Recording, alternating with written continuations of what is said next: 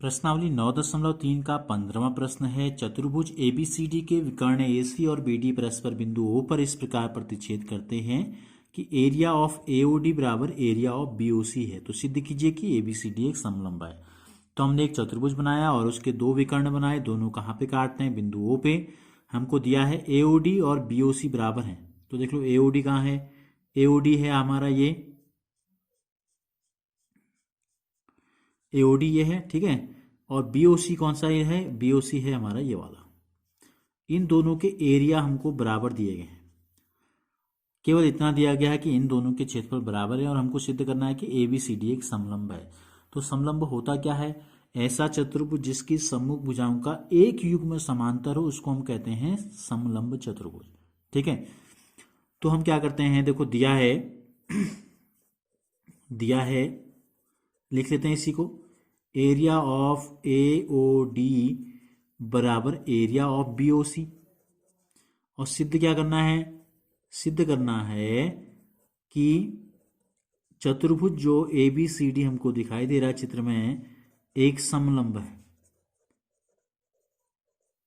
केवल एक चीज हमको दी गई है। तो हम क्या करते हैं, हम यहीं से शुरू करते हैं इसको।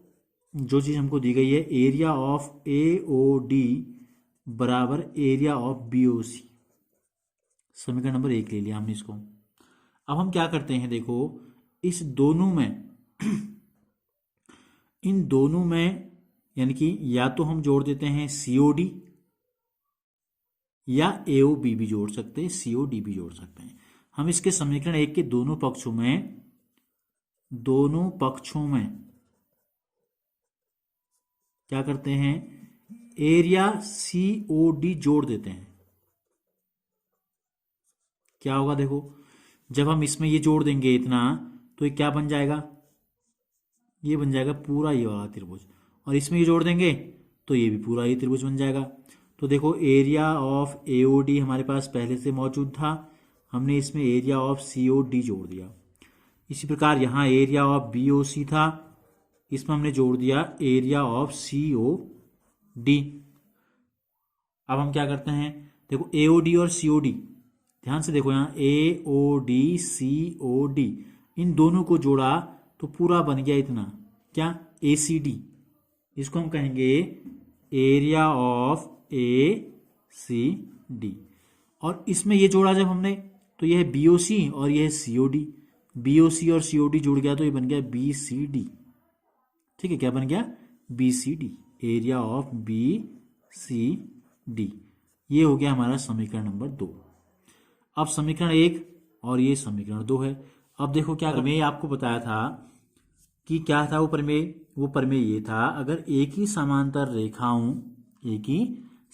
रेखाओं के मध्य दो त्रिभुज स्थित होते हैं और उनके बेस भी एक जैसे होते हैं समान, तो इनके क्षेत्रफल दोनों के क्या होते हैं? बराबर होते हैं। अब इसका विलोम जो है वो विलोम ये है, अगर एक ही आधार और समान क्षेत्रफल वाले दो त्रिभुज हैं तो इसका मतलब वो एक ही समांतर रेखाओं के मध्य स्थित होंगे।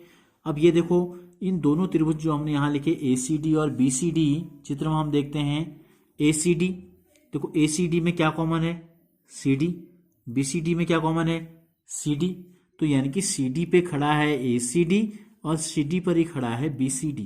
तो हम लिखेंगे तो चूंकि एसीडी व बीसीडी एक ही आधार सीडी पर, ठीक है, खड़े हैं लिख सकते हैं या स्थित हैं, तथा दोनों के क्षेत्रफल भी बराबर हैं, जो कि हमको दिखाया गया है समीकरण 2 में। दोनों के क्षेत्रफल भी क्या हैं? बराबर हैं। तो ऐसा कब होता है? इसका मतलब ये है, इसलिए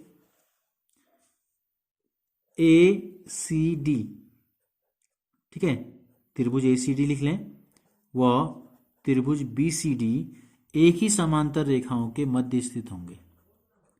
एक ही समांतर रेखाओं के मध्य स्थित हैं। तो अगर एक ही समांतर रेखाओं के मध्य स्थित हैं तो वो समांतर रेखाएं कौन सी होंगी? फिर इसका मतलब एक जिस पे वो खड़ा है और एक जहां इनके दोनों के टॉप टच कर रहे हैं।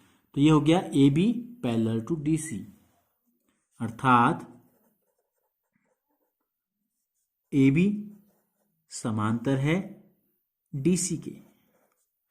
तो अगर किसी चतुर्भुज की सम्मुख भुजाओं का एक युग्म समांतर हो जाए तो इसका मतलब क्या है? अतः चतुर्भुज ए बी सी डी एक समलंब है। अगर एक जोड़ा समांतर आ गया तो इसका मतलब क्या है? ये समलंब है।